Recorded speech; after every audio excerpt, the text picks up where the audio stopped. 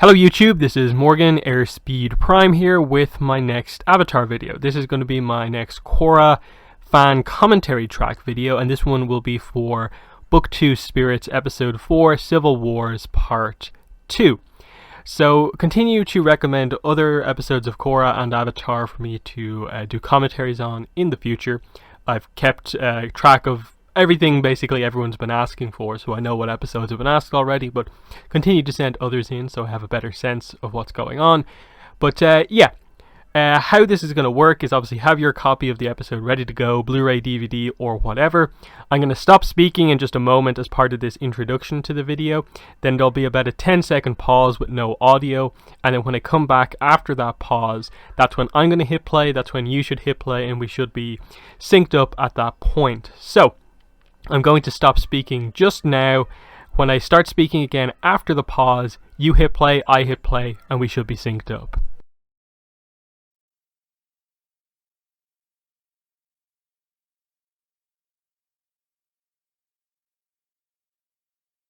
Okay, so here we are with K204 Civil Wars Part 2.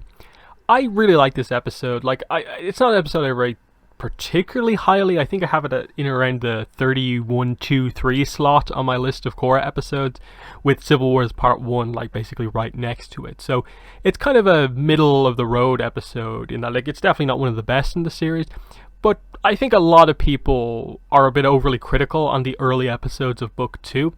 These two episodes specifically, I think, play an important role in terms of developing the other theme of this book. Of course, it's about spirits, as you get from the name of the book, but it's also about family quite heavily as well. So the last episode focusing very heavily on Korra and Tonraq's dynamic, and this one still doing that, but also developing more of a relationship with her uncle, Unalaq, and also getting quite in depth into the Katang siblings dynamic, in addition to Tenzin's kids as well. So I think this one plays a nice role. There's some big stuff that actually does happen in it. It's the big reveal episode of Unalaq is a villain. Of course, we as the audience already pretty much knew that, but for Korra it is a reveal that is important to get.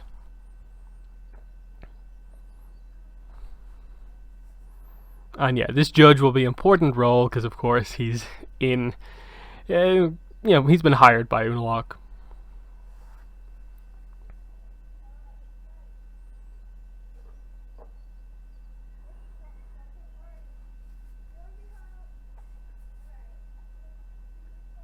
But yeah, the platypus bear, I love the focus on it. Obviously we learned that Varric and Julie are in there. But yeah, Eska and Desna,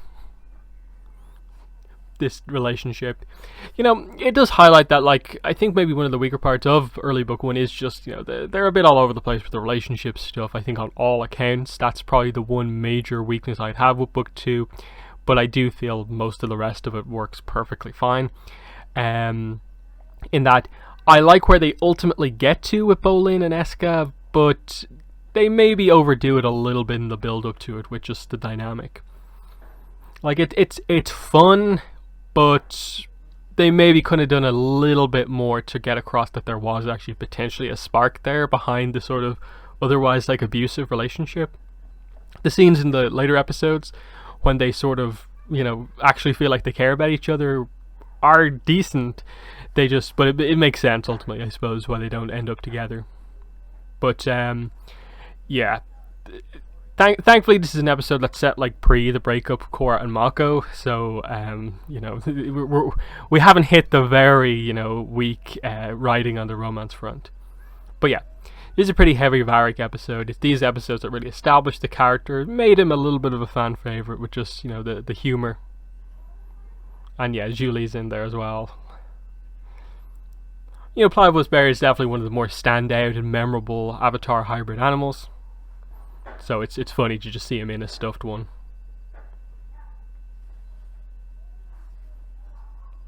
And especially this is funny, relatively early into the introduction of Varric and Julie, to see this is where they are now versus where they are come the end of the series, getting married, and then Julie is actually the president right now. It's crazy to see that development from early episodes. Julie was in the suit with Varric, but later on we see what happens. But yeah, Bolin has to do the bribe here. He's not going to get it right, of course.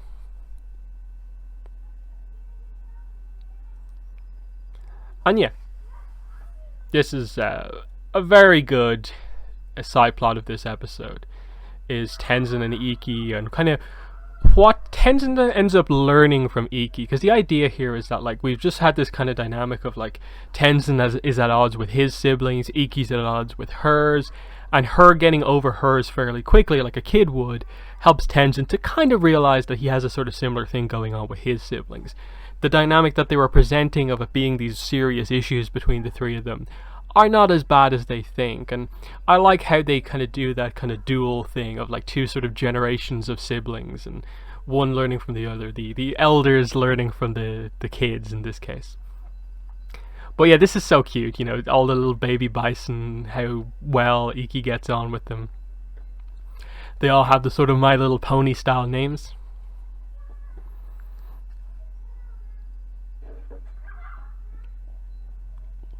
It's just such a fun scene. It's just like, oh look, multiple bison, like this is what you can do given that you have them back. And like Tenzin just goes along with this, like he doesn't give out to her. He's just like, he's still thinking about, you know, he doesn't want to go back to his own siblings, so they'll just hang out here for a little bit. It's a very kind of, you know, cute scene, and Tenzin has that in this book. He gets this sort of development with each of his kids. Obviously, like the Milo things coming up with the lemurs. The Jinora focus is actually quite an important plot point that even goes into book 3 a little bit as well. And yeah, Bolin not making enough connections here with this, and just the bribe not going right. Yeah, we got it done, and just who are these guys? Facepalm, of course. And here is the judge. And yeah, he finally realizes it.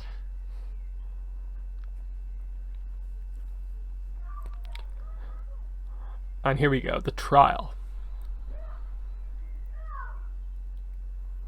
And of course we later find out, like, of course, like, Varric is ultimately kind of behind pretty much, like, all of this.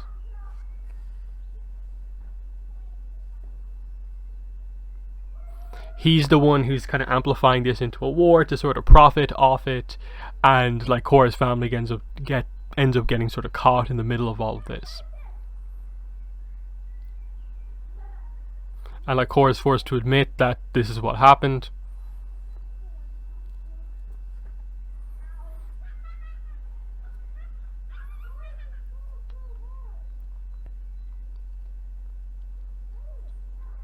And yeah, it's just like, oh, you were in a meeting with Varric, oh. And we got that dynamic earlier on that, like, Unalaq doesn't particularly like Varric because he sees him as being the sort of captain of industry. He's helping to take away spirituality from the water tribes. You know, that's part of the issue. That's why they're at odds with each other. And yeah, this is Bolin trying to break up with Eska, but it never quite going right.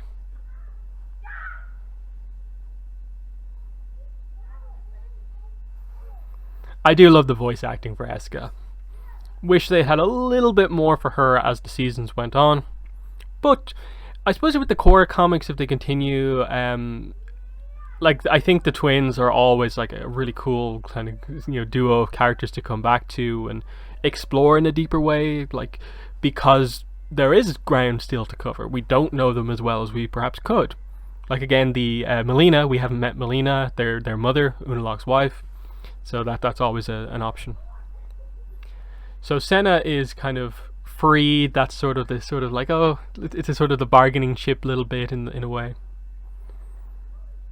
But yeah, Tonraq is going away to prison though, unfortunately. And yeah, death. And again, this is where, you know, the judge is paid off here. That Unalaq is going to make himself look great here by having the judge give down a pretty harsh sentence, but then him being the one to step in to help reverse it. That will keep Korra on side, while still ultimately getting what he wants, which is Tonraq out of the way. Because of course, Unalaq and Tonraq, again, family, you know, brothers, have a big issue with each other. this case, it is actually a very huge thing. It's not just some childhood thing that's grown into today. It is honestly the two of them at true odds with each other because of what happened in terms of, like, we're going to learn about, how many lies Unalaq has sort of created, how many things he's manipulated to get what he wants over Tonraq, who is the more natural leader, was the one set up to be the next in line. But somehow, Unalaq's the chief of the two tribes at this point. And it speaks to just the manipulation that he was able to do. And then, they don't reveal it in this book, but, like, he's Red Lotus all this time, you realise. His fundamental goals are informed by being Red Lotus.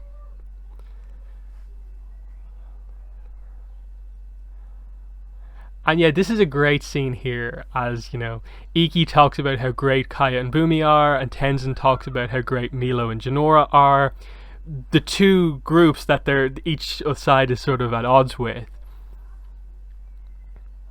And it's just, I think it works so well because it is, him just kind of having this very nice conversation with his daughter, and they both just learn from each other. The simplicity of the children really helping Tenzin. That, like, it's tough at times being a family, and understanding that, like, these things happen. It's natural as part of a family to have, like, little issues happen, of course. And there's the parents, of course. And yeah, on the other side, there's these little arguments that happen, but they're still a group. They're still there together for each other ultimately. And these small moments don't represent the whole. It's basically the whole idea. So they're going to come back and hopefully patch things up. And this whole idea of, like, oh, like, Aang was a terrible father. No, not really. Was it perfect? No. But it's nowhere near as bad as some people make it out to be. But yeah, these moments are great. Like, having an avatar who, like, we know their parents, it allows you to have some of these great dynamics. And yeah, here we go. It's the start of this, the conflict between the North and the South. Which is a notable plot point, but I think some people make a bigger deal out of it than maybe it is, because ultimately it is Unalaq using the war as sort of, like, in a way, a distraction to allow himself to occupy the North and South during an important time when he's trying to open the spirit portals. So he mainly takes control of the South just to have control over that portal and have easy access to that and the northern one, and that his ultimate goal is spirit focused, which highlights that the North versus South conflict is not really a thing that's necessarily at play here. That is a deeper conflict that goes into the history of the two tribes that we're not really dealing with here. It's not perfect between the two tribes because of how the Southern Water Tribe started, but it's more about Unalaq's manipulations here than anything. Hence why the Civil War primarily sort of goes on in the background, and there's not really a lot of fighting, except when, it's, them trying to get in at the portals and, make the spirit plot happen. But yeah, here's Korra doing a bit of her sort of when extremes meet, confronting Tarlok style thing, but this time she does actually get what she wants. Yes, she threatens here, but she gets some important information out of him. And here we go. Naga working well with Korra. Yeah. He worked well with the uncle. And yeah, okay. Unalaq told him what to say. Yep, he's trying to curry favor basically with Korra. And then here's the big thing, the thing that caused the rift between Korra and her father, in a way. Hota is going to explain. All of it was a lie, basically. Which is great. But yeah, here the Hall of Avatar is very cool here. It's a great moment between Bumi and Aang. Of course, the one non-bender member of the family. And yeah, like, that explains why Bumi kind of ascended to a relatively high position in the military. Very high position. As a non-bender. He definitely made his parents proud. And it's just a very nice moment between brother and sister here. Highlighting these little things of just he had such high expectations just because of the family he came from, as I suppose did Kaya, but they've made their way fine. Kaya is a world kind of renowned healer, And while she went down her own kind of path, she's where she needs to be, and it's the same with Boomy. And yeah, this is the explanation of everything. I think it works really nicely to highlight that that's what he did to his brother to take the position of chief, because he did not want someone as not spiritual as Tonraq is in charge. So he did everything he could to get that position to, in his mind, in Unalaq's mind, save the South from falling apart spiritually in his mind. And that's what it all comes back to. It's like Unalaq cares about the spirits, but he goes so far down the path of caring about spirits that he seems to not care about humans much anymore. And he forgets about the important ties like family, which again is the importance of the linking of the themes in this book and why it ends up working so well. But yeah, here's the plan with Varric before he's revealed to sort of be behind most of this. And like in this sense, like book 2 is plotted pretty well. And once you can accept the idea that the Civil War is not as big of a plot point as you really think it is, that they're more focusing on like why it's happening than anything. But here we go, the big reveal. This is one of Korra's enemies. This is where it finally comes out.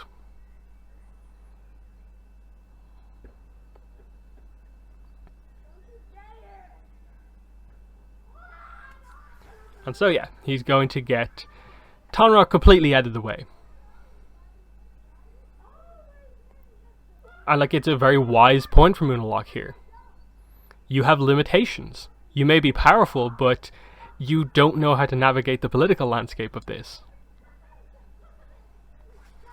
Whereas Unalaq has gained his power through excellent political manipulation. And he has been helping her, and that's the point here. That's what makes Unalaq such a great villain, is that he has helped Korra to become more spiritual. He needs that for his plan, so he had to do it honestly, help her.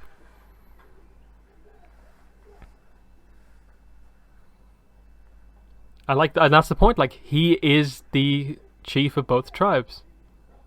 Now, he obviously lies here to try and keep up his confidence and stuff like that. He does still ultimately need Korra, but he accepts the position that's going on here and thinks he might be able to make do without her, but ultimately it's going to be revealed that he does need her.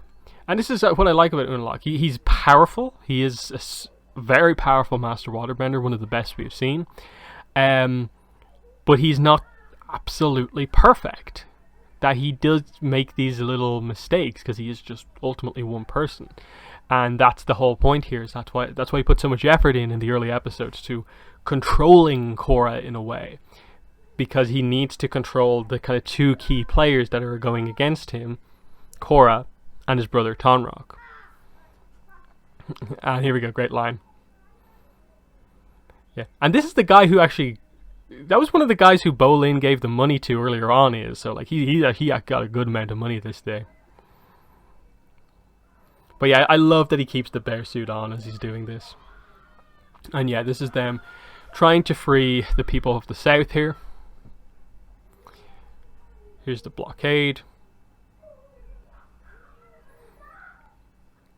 And again, this is just Unalaq pretty much just trying to sort of shield his overall plan to free Vaatu from the sort of rest of the nations, blockading, the South, putting up defenses around both portals so he can do that basically in private.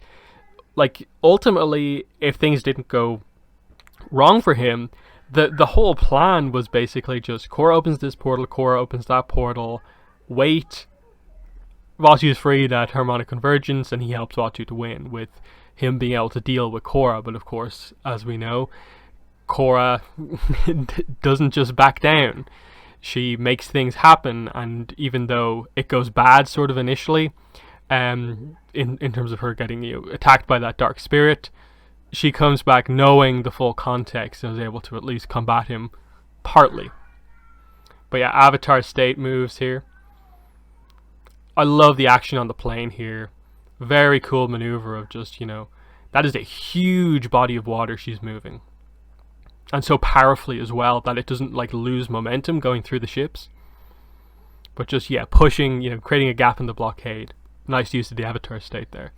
Not the fanciest maneuver, but a very effective one. And so the yacht gets through.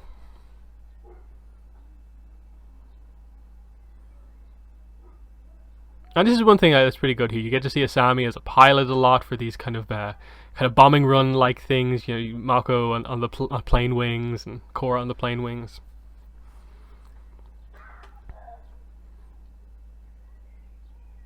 And bending to give them all air. Sure, lots of nice details here. Very cool move there. The kind of water spout or funnel, whatever you want to call it. And some very nice water bending. I think a lot of people say like Korra doesn't use water bending all that much, but it's moments like this that you sort of forget about in these kind of smaller episodes where she does get to use it and show how much of a master she is. And there was about 4 benders there attacking them, and just two benders countered it, highlighting just that they're a little bit of a level above Mako and Korra. There's Rohan. And they're back. So here's the reunion of basically everyone. Iki and her siblings, and then Tenzin and his siblings as well. So here's just the very quick, simple apology between the kids. And it's straight away done. What seemed like a major issue that caused Iki to run away is resolved super simply. And as we see here, the same can be done with the adults with these type of things.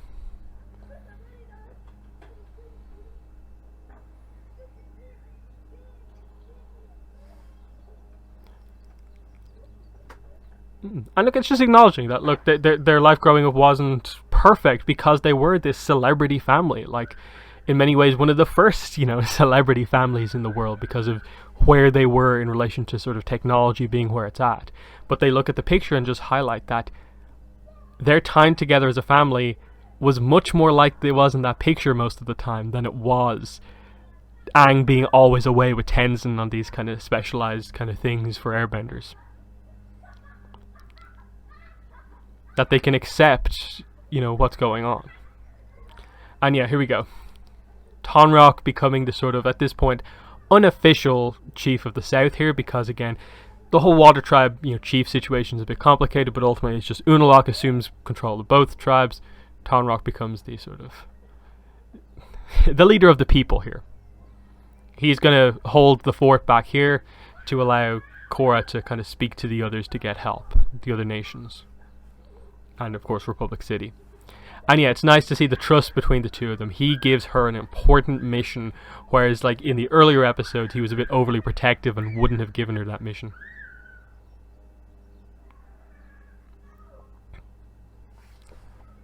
And it's one of those things like, I started the Civil War, but like it's more of the case of like Unalaq started the Civil War and then just created the situation where like Korra had to be the one to sort of like instigate it in a way, in that it is ultimately all informed by Unalaq's aggressive tactics to create a situation so they can fulfill his actual plan, secretly, basically.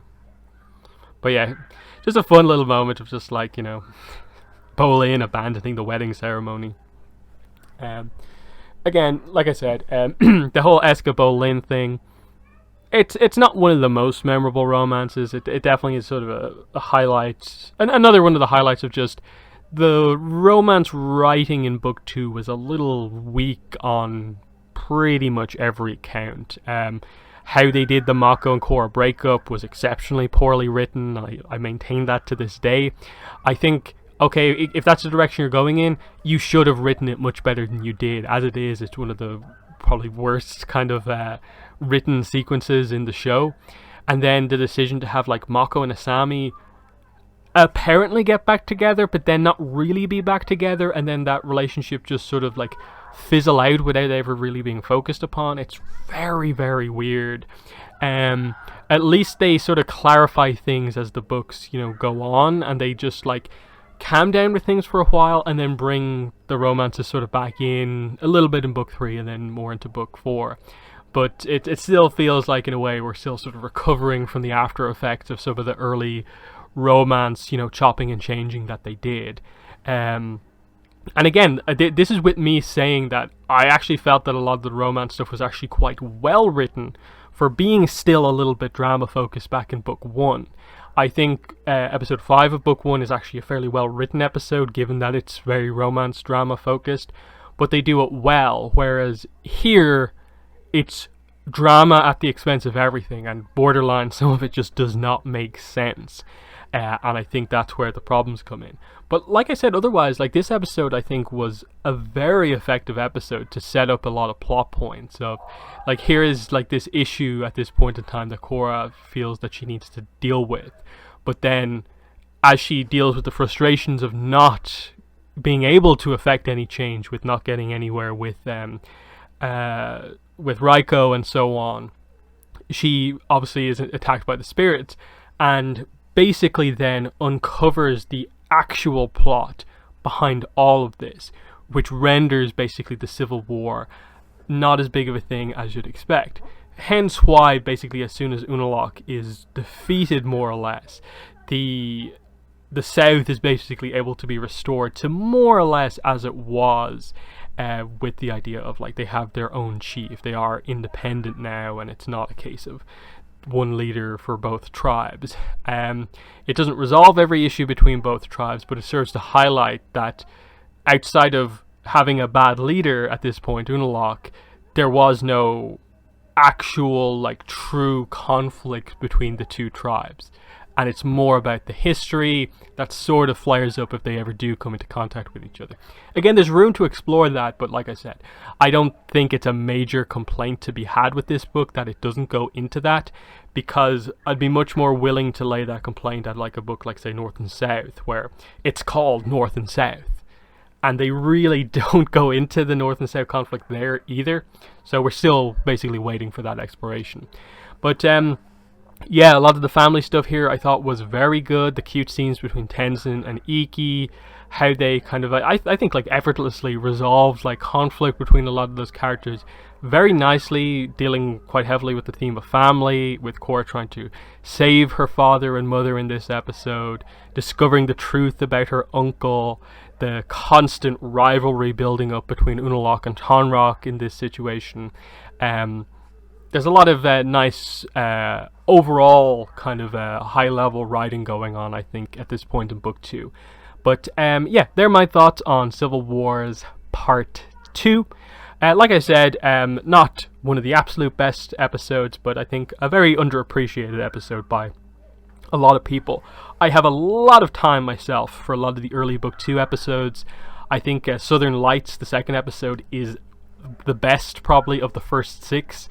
I think it's a really, really strong episode. The Civil War 2-parter, I think I really like it because of the character development stuff.